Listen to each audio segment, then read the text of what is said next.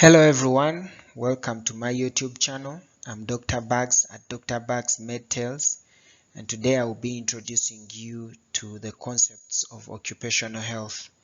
So throughout we'll have a series of videos discussing different topics and concepts of occupational health. We'll be relating them to a wide range of fields such as safety, environment, and quality. So this is an introductory video, so feel free to share, like, and subscribe, and hit this notification button so that when new videos come in, you'll be able to follow through. So this series of videos are relevant to a number of people.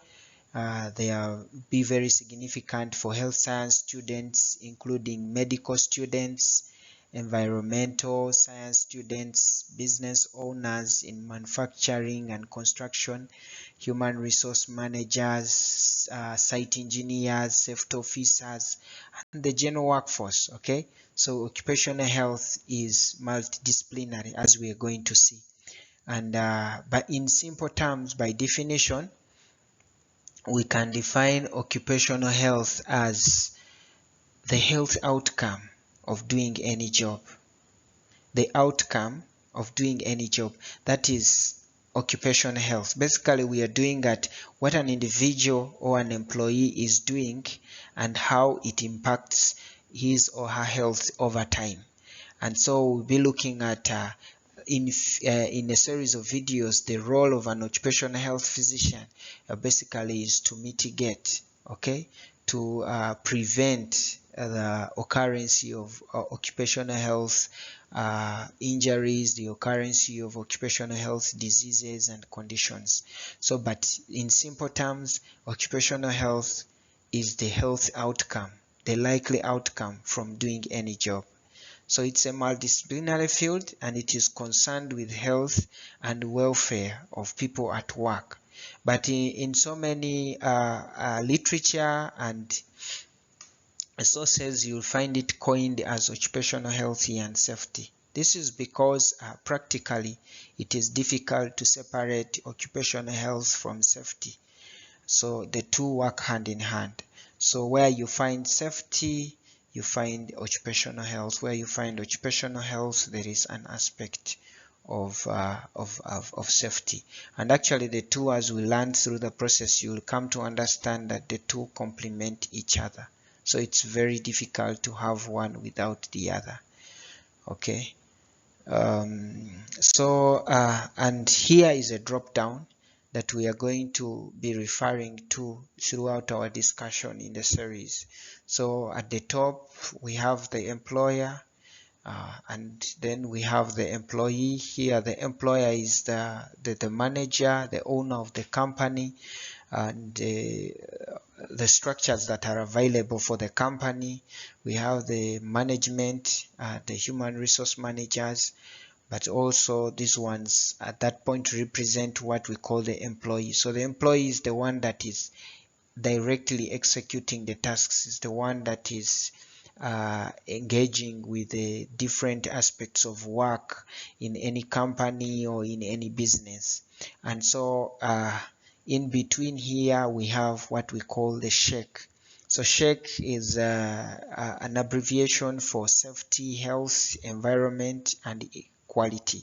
So these four work together hand in hand, and in many companies you'll find it as one department, and their work is to ensure a safe and healthy working environment for all the employees. And me, in my own experience, I see them as regulators. Okay, so they try to regulate the employer and employee towards production. Okay, but of course you will see that in most cases they fight against production, but in a good way. So they try to ensure that yes, production is occurring at a steady rate, but also prioritizing the safety and health of the employee. So in most cases you will find that so this one is modulating the two parties, that is the employer and the employee, towards production. So the employer is mostly interested in production, okay, and is going to have to employ these people to make sure that production occurs in any form of production and whatever level of business. And now the safety and the health and the environment and the quality is to make sure that the production that is occurring is up to the standard and it does not affect the life of the individuals that are involved in it. So that is why they come in between here in these parties. And throughout our videos of discussion, we are going to discuss the roles. We are going to see the roles of SHEC, the roles of safety, health, environment, and quality towards production and towards the maintenance of a healthy employee workforce. Okay, so our scope will not be limited to this, but most importantly, we'll look at medical fitness to work, which is a very important aspect to begin with as far as occupational health is concerned. We'll look at different infectious diseases that are related to occupational health. For instance, we've had a pandemic of COVID-19, and that is an occupational health related infectious disease, and we'll have to discuss them and the measures to mitigate, giving practical examples of how different companies approached the cases of COVID-19. So we'll look at ergonomical hazards, and we'll acquaint ourselves with words such as hazards, okay, hazards. We'll also look at risk, okay, we'll look at risk, and we'll have to use these words all through our discussions to understand, because these are concepts of occupational health. We'll look at environmental hazards, we'll look at chemical hazards, biological hazards, and then most importantly, we'll look at food safety as a factor of occupational health, because where we have a workforce, we also have the aspect of nutrition.